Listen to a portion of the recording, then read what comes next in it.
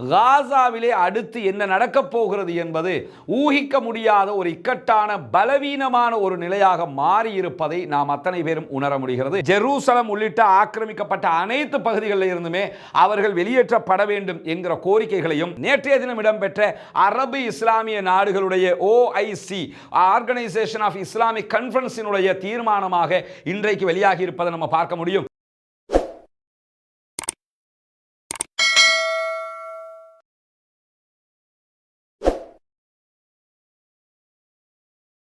அஸ்ஸலாமு அலைக்கும் வரஹ்மத்துல்லாஹி வபரகாத்துஹு. அன்பிற்கினிய சகோதர சகோதரிகளை நம் அனைவர் மீதும் ஏக இறைவனுடைய அமைதியும் கருணையும் உண்டாகட்டுமாக என்கிற உயரிய பிரார்த்தனைகளோடு பாலஸ்தீனத்தினுடைய காசா மீதான இஸ்ரேலிய தாக்குதல்கள் அக்டோபர் 7ஆம் தேதி 2023 ஆரம்பித்து இன்றோடு 519 நாளாக ஆகியிருக்கக்கூடிய இந்த நேரத்தில் காசாவிலே ஒரு யுத்த நிறுத்தம் ஏற்பட்டு 49வது நாளிலே நாம் அத்தனை பேரும் நின்று கொண்டிருக்கிறோம். இப்படியான சந்தர்ப்பத்திலே இன்றைக்கு என்னவெல்லாம் நடந்து கொண்டிருக்கிறது என்கிற செய்திகளைத்தான் விரிவாக பார்க்க இருக்கிறோம்.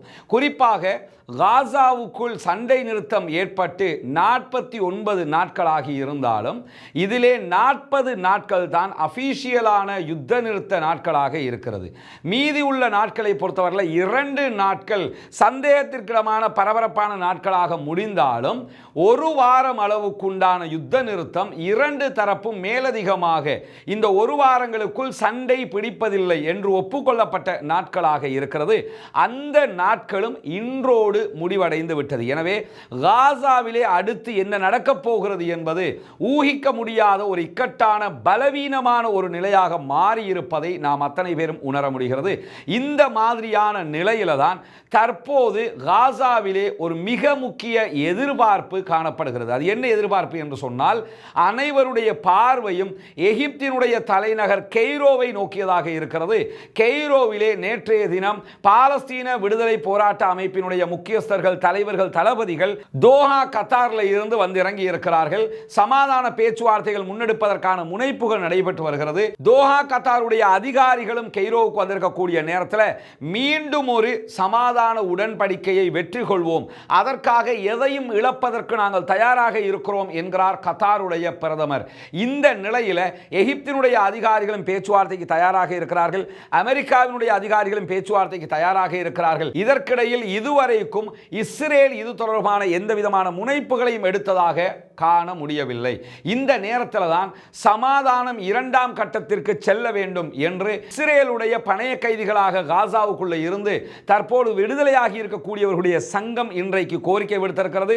இஸ்ரேலுக்குள்ள பெரும்பாலானவர்கள் ஆர்ப்பாட்டங்கள், போராட்டங்கள் நடத்தி கொண்டிருக்கிறார்கள்.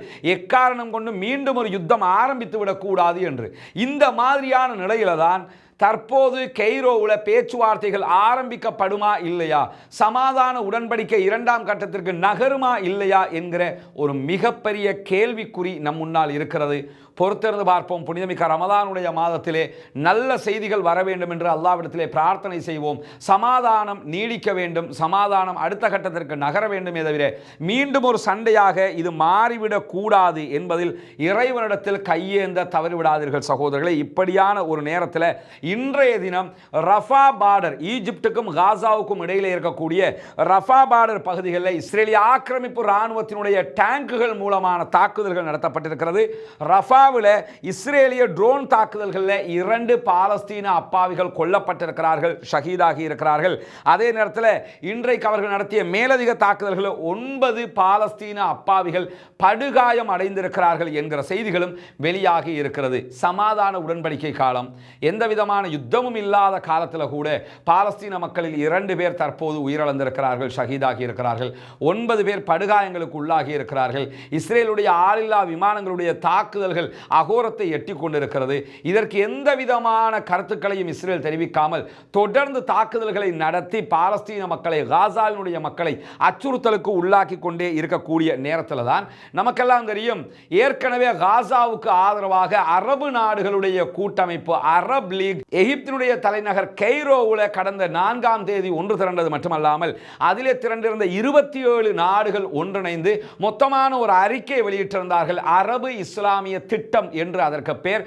காசாவில் இருக்கக்கூடிய பாலஸ்தீன மக்களை வெளியேற்றக்கூடாது, அவர்கள் ஜோர்தானுக்கும் செல்ல தேவையில்லை, எகிப்துக்கும் செல்ல தேவையில்லை, அவர்கள் காசாவில் தான் இருக்க வேண்டும் என்பது மட்டுமல்லாமல் காசாவுடைய மக்கள் முன்வைத்த எல்லா கோரிக்கைகளையும் அரபு நாடுகள் ஒப்புக்கொள்வதாகவும் பாலஸ்தீன விடுதலை அமைப்பு ஆட்சியிலிருந்து ஓரமாகும், ஆனால் இராணுவமாக அவர்கள் செயல்படுவார்கள், பாலஸ்தீனத்தினுடைய மீள்கட்டுமானத்திற்கு தேவையான 56 பில்லியன் US டாலர்களை அரபு நாடுகள் சேமித்து சேகரித்து கொடுத்து பாலஸ்தீனத்தை டெவலப் பண்ணும் என்கிற செய்திகளை அரபு லீகினுடைய மாநாடு மொத்தமாக முடிவுக்கு கொண்டு வந்து ஒரு தீர்மானமாக அறிவித்திருந்தது. அமெரிக்காவும் இஸ்ரேலும் அதை ஏற்றுக்கொள்ளவில்லை என்கிற நிலையில் அமெரிக்க ஜனாதிபதி டொனால்ட் ட்ரம்ப் சாதகமான சைக்கிணைகளை மட்டும் அதிலே வெளிப்படுத்தி இருந்தார். இந்த மாதிரியான நேரத்தில் தான் நேற்றைய தினம் சவுதி அரேபியாவுடைய ஜித்தா மாநகரத்திலே அரபு நாடுகளுடைய கூட்டமைப்பு, அரபு லீகினுடைய 27 நாடுகள் மட்டுமல்லாமல் OIC என்கிற ஆர்கனைசேஷன் ஆஃப் இஸ்லாமிக் கான்ஃபரன்ஸினுடைய 57 அரபு இஸ்லாமிய நாடுகளும் ஒன்றிணைந்திருந்தார்கள். அந்த நாடுகளுடைய வெளிவிவகார அமைச்சர்கள் கலந்து கொண்ட குறித்த கூட்டத்தில் அரபு இஸ்லாமிய திட்டம் என்கிற பெயரில் எகிப்தினால் முன்வைக்கப்பட்டிருக்கக்கூடிய காசாவினுடைய மீள் கட்டுமான திட்டத்திற்கு ஒட்டுமொத்த அனுமதியை அரபு நாடுகள் மொத்தமாக கொடுத்திருக்கிறார்கள். 56 பில்லியனை சேமிப்போம், சேகரிப்போம், அது மட்டுமல்லாமல் காசாவை மீண்டும் கட்டியெழுப்புவோம், காசாவில் இருக்கக்கூடிய எந்த ஒரு மக்களும் காசாவை விட்டு வெளியேறக்கூடாது, அது அவர்களுடைய பூமி, பாலஸ்தீனம் தனி நாடாக அங்கீகரிக்கப்பட வேண்டும், அதற்குரிய அனைத்து முயற்சிகளையும் OICA களமிறங்கி மேற்கொள்ளும் என்கிற அற்புதமான தீர்மானங்கள் எல்லாம் நேற்றைய தினம் ஏற்படுத்தப்பட்டிருக்கிறது.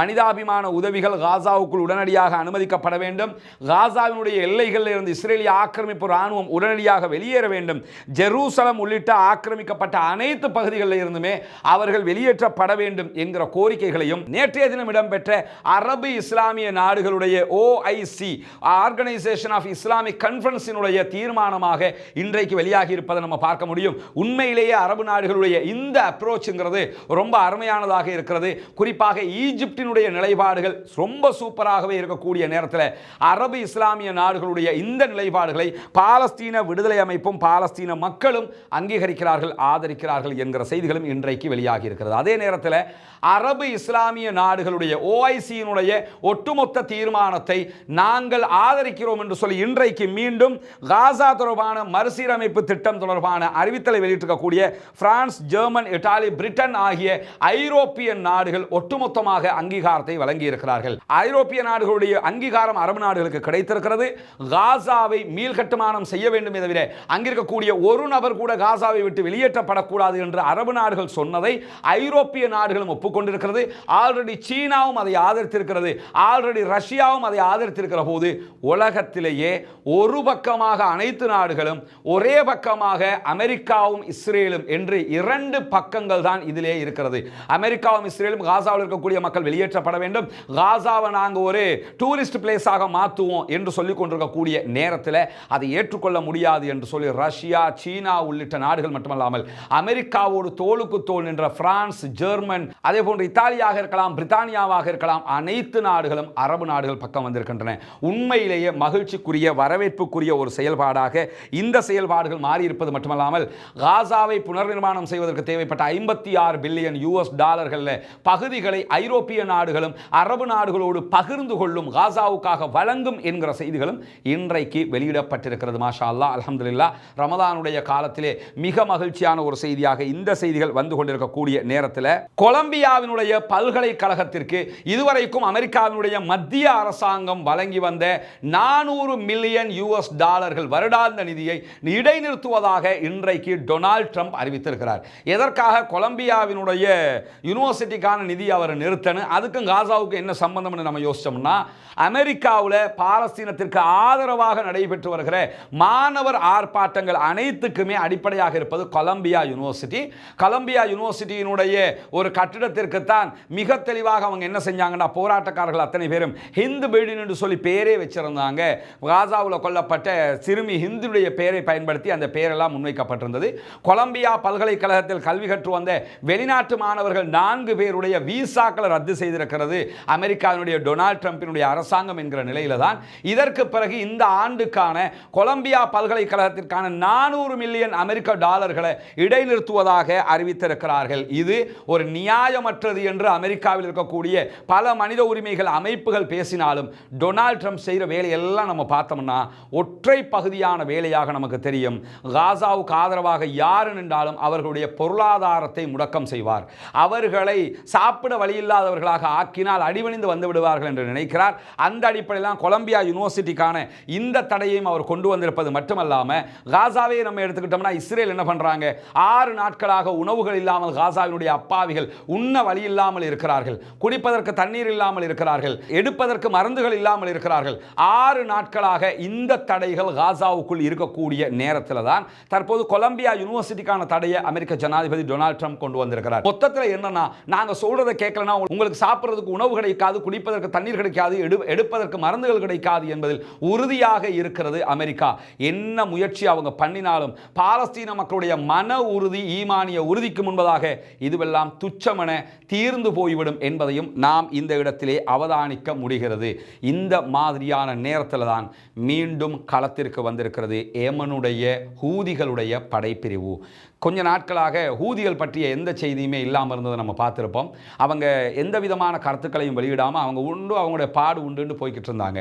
ஆனால் இன்னைக்கு ஹூதிகளுடைய கருத்துக்களை வெளியிட்டிருக்கக்கூடிய ஹூதி படைப்பிரிவினுடைய ஊடக பேச்சாளர் யஹ்யா சாரி அவர்கள் இஸ்ரேலுக்கு மிக தெளிவான ஒரு எச்சரிக்கையை விடுத்திருக்கிறார். 4 நாட்கள் கெடு வழங்கி இருக்கிறது ஹூதிகள் படைப்பிரிவு. 4 நாட்களுக்குள்ளாக 6 நாட்களாக காசா முற்றுகையிடப்பட்டிருக்கிறது. காசாவுக்குள் உணவு, தண்ணீர், மருந்துகள் அனுப்பப்படாமல் இஸ்ரேல் தடை செய்திருக்கிறது. இன்னும் 4 நாட்களுக்குள்ளாக இந்த தடைகளை நீக்கி அவர்களுக்கு தேவையான உணவு தண்ணீரை வழங்காவிட்டால் இஸ்ரேலை நோக்கி தாக்குதல் நடத்துவதாகவும், செங்கடலிலே வரக்கூடிய அமெரிக்க இஸ்ரேலிய கப்பல்கள் மீது தாக்குதல் நடத்துவதாகவும் இன்றைக்கு அதிரடியாக அறிவித்திருக்கிறார்கள் ஹூதிகளுடைய படைப்பிரிவு. பொதுவாகவே இஸ்ரேலும் அமெரிக்காவும் தான் இந்த த்ரெட்னெல்லாம் பண்ணிக்கிட்டு இருப்பாங்க. எங்களுக்கு நாங்கள் சொல்றதை கேட்கலன்னா காசாவை நரகமாக்குவோம் அப்படின்னு சொல்லி டொனால்ட் ட்ரம்ப் சொல்லுவார். இன்னைக்கு டொனால்ட் ட்ரம்ப்புக்கே செக் வைக்கிற மாதிரி என்ன பண்ணிட்டாங்கன்னா, ஹூதிகளுடைய படைப்பிரிவு மிக தெளிவான பதிலடியை கொடுத்திருக்கிறார்கள். எங்களுடைய மக்களோடு நாங்கள் நிற்கிறோம், காசா மக்களோடு என்றைக்கும் இருப்போம். அவர்களுடைய பட்டினி நாங்கள் பட்டினி இருப்பதை போன்று, அவர்களுடைய உணவு நாங்கள் உண்பதை போன்று. எனவே எங்களுடைய மக்கள் புனிதமிக்க ரமதானுடைய மாதத்தில் சாப்பிட வழியில்லாமல் இருக்கும்போது நாங்கள் மகிழ்ச்சியாக இருக்க முடியாது என்கிற காரணத்தினால 4 நாட்களுக்கு உள்ளாக உடனடியாக காசாவுக்கு தேவையான உணவு, தண்ணீர், மருந்துகளை இஸ்ரேல் அனுப்பாவிட்டால் கண்டிப்பாக இஸ்ரேல் மீதும் தாக்குதல் நடத்துவோம், இஸ்ரேலுக்கு ஆதரவான அமெரிக்க கப்பல்கள் மீதும் செங்கடலிலும் தாக்குதல்களை நடத்துவோம் என்று சொல்லி கவுண்ட் டவுன் ஸ்டார்ட் என்பதை அறிவித்திருக்கிறார்கள். 4 நாட்கள் பொறுத்திருந்து பார்ப்போம் இந்த எச்சரிக்கை எவ்வளவு தூரம் வேலை செய்கிறது என்பதை. சில நேரங்களில் நாளைக்கு நடக்க இருக்கிற காசா பற்றிய சமாதான உடன்படிக்கை பேச்சுவார்த்தைகளில் கூட இதையொட்டி இஸ்ரேல் வலிக்கு வரக்கூடும். ஏன்னா இன்னொரு தாக்குதலை இஸ்ரேல் எப்படி எதிர்கொள்ள போகிறதுங்கிறது ஒரு கேள்வியாக இருக்கிறது. தாயடை கொண்டு வந்து வச்சாங்க, அயன்டோமை கொண்டு வந்து வச்சாங்க, எல்லாத்தையும் தாண்டித்தான் ஆல்ரெடி இஸ்ரேல் மீது 2020 கிலோமீட்டர்களை தாண்டி ஹூதிகளுடைய பாலிஸ்டிக் ஏவுகணை தாக்குதல்களும் ட்ரோன் தாக்குதல்களும் நடத்தப்பட்டிருந்தது. அதே போன்று செங்கடலில் 200க்கும் மேற்பட்ட கப்பல்களை அழித்தே முடித்து விட்டார்கள். இன்னும் அவர்கள் கைப்பற்றிய கேலக்ஸி லீடர் கப்பல் அவர்களிடத்தில் கையில் தான் இருக்குது. இந்த நிலையில் இஸ்ரேல் தான் முடிவெடுக்க வேண்டும் என்கிற ஒரு நிலைப்பாடு வந்திருக்கிறது. உண்மையிலேயே இந்த அறிவிப்பில் ஒரு அறிவுபூர்வமான பகுதியை நம்ம பார்க்க முடியும். இப்படியான ஒரு எச்சரிக்கை கூட இஸ்ரேலை ஒரு வழிக்கு யோசிப்பதற்கான வழி செய்யும் என்பதை பொறுத்திருந்து பார்ப்போம் என்ன நடக்கிறது என்பதை. இந்த நிலையில தான் ஒரே ஒரு வேளை நோன்பு பிடிப்பதற்கு கூட உணவில்லாமல் கஷ்டப்படுகிற சகோதரர்கள் நிறைய பேர் இருக்கிறார்கள். நோன்பு நெருங்குகிற போதே எங்களை ஏதாவது இடத்துல சேர்த்துக்கிறங்க, எங்களை மறந்துடாதீங்க, எங்களுக்கான உதவிகளை செய்ய முடியுமா என்று வெளிப்படையாக கோரிக்கை வைக்கக்கூடிய பல சகோதரர்களை நம்ம பார்க்கிறோம். பொருளாதாரத்தில் அவர்கள் அப்படியான ஒரு நிலையில் இருக்கிறதுனால தான் கேட்கிறாங்களே தவிர அவர்களுக்கு கேட்க வேண்டும் என்கிற எந்த ஒரு ஆசையும் கிடையாது. எனவே அந்த மக்களுக்கு தேடி சென்று உதவ வேண்டிய கடமை நமக்கெல்லாம் இருக்கிறது. நபிகள் நாயகம் ஸல்லல்லாஹு அலைஹி வஸல்லம் அவர்கள் அதைத்தான் நமக்கு காட்டியும் தந்திருக்கிறார்கள். அல்லாஹ்வுடைய தூதர் ஸல்லல்லாஹு அலைஹி வஸல்லம் அவர்களிடத்தில் இஸ்லாத்திலேயே மிகச்சிறந்த காரியம் எது என்று கேட்கப்படுகிற போது பசித்தவர்களுக்கு உணவளிப்பது என்றார்கள். எனவே பசித்தவர்களுக்கு உணவளிக்கிற இந்த நட்பணியிலே நாம் அத்தனை பேரும் இணைந்து கொள்ள வேண்டும் என்பதோடு அல்லாஹ்வுடைய தூதர் ஸல்லல்லாஹு அலைஹி வஸல்லம் அவர்கள் சொன்னார்கள், இத்தகுன்னார வலவ் பிஷிக்கி தம்ரா, ஒரே ஒரு பேரிச்சம்பழத்தினுடைய துண்டு இருந்தால் கூட அதை கொடுத்தும் நீங்கள் நரகத்தை விட்டும் பாதுகாப்பு தேடிக்கொள்ளுங்கள் என்றார்கள். இந்த ரமலானுடைய மாதத்திலே ஏழை எளிய மக்களுக்கு உதவி உதவி செய்து நாளை மறுமையிலே சொர்க்கத்தை அடைகிற அந்த நட்பணியில் கைகோர்ப்போமாக, இணைவோம், ஒன்றாக இணைவோம், அந்த மக்களுக்காக உழைப்போம். நாளை மறுமையிலே கண்டிப்பாக நமக்குரிய ஈடேற்றத்தை பெற்றுக்கொள்வோம் என்கிற அடிப்படையில் தான் இந்த வீடியோவினூடாக உங்களை நாம் தொடர்பு கொண்டிருக்கிறோம். எனவே இந்த நட்பணிக்கு உதவ விரும்புகிற சகோதரர்கள் உங்களுடைய சதகா மற்றும் தான தர்மங்களை முன்னால் தெரிகிற நம்முடைய வங்கி கணக்கிழக்கத்திற்கு தாராளமாக வாரி வழங்குங்கள். முன்னால் தெரிகிற நம்முடைய பேங்க் அக்கவுண்ட்டுக்கு உங்களால் முடிந்த உதவிகளை நீங்கள் வழங்கியதற்கு பிறகு அதனுடைய பற்றுச்சீட்டை முன்னால் தெரிகிற என்னுடைய வாட்ஸ்அப் இலக்கத்திற்கு அனுப்பி உதவுங்கள். வல்ல ரஹ்மான் நம் அத்தனை பேரையும் நல்ல பணிகளில் ஒன்றிணைப்பானாக, நாளை மறுமையிலே வெற்றி பெறச் செய்வானாக. இந்த ஏழை எளிய மக்களுக்கான பணியிலே நாம் அத்தனை பேரும் ஒன்றிணைவோம். தெற்கு லெபனானில் இருக்கக்கூடிய சில நகரங்கள் மீது இஸ்ரேல் இன்றைக்கு 30 நிமிடங்களுக்குள்ளாக 15 வான்வழி தாக்குதல்களை நடத்தி இருக்கிறது என்கிற செய்திகள் வெளியாகி இருக்கிறது. இந்த தாக்குதல்கள் தொடர்பாக இதுவரைக்கும் லெபனானில் இருக்கக்கூடிய ஹிஸ்புல்லாக்களுடைய அமைப்பு எந்த விதமான கருத்துக்களையும் வெளியிடவில்லை. அவர்கள் என்ன சொல்லப் போகிறார்கள் என்பதை பொறுத்திருந்து பார்க்க வேண்டும் என சமாதான உடன்படிக்கை நடைமுறையில் இருக்கும் போதே வரம்பு மீறி தொடர்ந்து லெபனானுடைய பகுதிகள் மீது இஸ்ரேல் தாக்குதல்களை நடத்தி கொண்டே இருக்கிறது. இன்றைக்கு வெறும் 30 நிமிடங்களுக்குள்ளாக 15 தாக்குதல்களை நடத்தி இருக்கிறார்கள். இதனுடைய சேத விவரங்கள் இதுவரைக்கும் வெளியாகவில்லை. வெளியாகும் போது அவற்றையும் உங்களோடு பகிர்ந்து கொள்கிற அதே நேரம் லெபனானிலே இருக்கக்கூடிய ஹிஸ்புல்லாக்கள் என்ன எதிர்வினை ஆற்றப் போகிறார்கள் என்பதையும் பொறுத்திருந்து பார்ப்போம். ஒரு சற்று நேர வித்தியாசத்திற்குள் எதுவும் நடக்கலாம். உரசிக் கொண்டிருக்கக்கூடிய ஒரு நிலையாக காசாவினுடைய ஒரு நிலை இருக்கிறது. இஸ்ரேல் எடுக்கக்கூடிய முடிவுகளை பொறுத்து தான் சமாதானமும் சண்டையும் என்கிற ஒரு முடிவு இருக்கிறது. இஸ்ரேல் தவறான ஒரு முடிவு எடுக்கும் பட்சத்தில் ஹிஸ்புல்லாக்களும் களத்திற்கு வந்து ஹூதிகளும் களத்திற்கு வரும்போது மீண்டும் ஒரு யுத்தமாக அது மாறிவிடும். யுத்தங்கள் தவிர்க்கப்பட வேண்டும். பாவிகளுடைய உயிர்கள் பாதுகாக்கப்பட வேண்டும். எந்த நாட்டிலும் எந்த யுத்தங்களும் இடம்பெறக்கூடாது. அமைதியான பூவுலகு திரும்ப வேண்டும் என்பதுதான் அனைவருடைய ஆசையவா பிரார்த்தனையாக இருக்கிறது. பாலஸ்தீனம் வெற்றி பெற வேண்டும், பாலஸ்தீனம் சுதந்திரம் அடைய வேண்டும், பாலஸ்தீன மக்களும் நம்மை போன்ற நிம்மதியானவர்களாக மாற வேண்டும் என்கிற உயரிய பிரார்த்தனைகளை தொடர்ந்து அல்லாஹ்விடத்திலே முன்வைக்க தவறிவிடாதீர்கள். புனிதமிக்க ரமதானுடைய மாதத்திலே பாலஸ்தீன மக்களுக்காக பிரார்த்தனை செய்கிற அதே நேரம் அவர்களுக்காக ஜனநாயக ரீதியாகவும் குரல் கொடுக்க மறந்து விடாதீர்கள் சகோதரர்களே. வாஹிர் தஅவானா அல்ஹம்துலில்லாஹி ரப்பில் ஆலமீன்.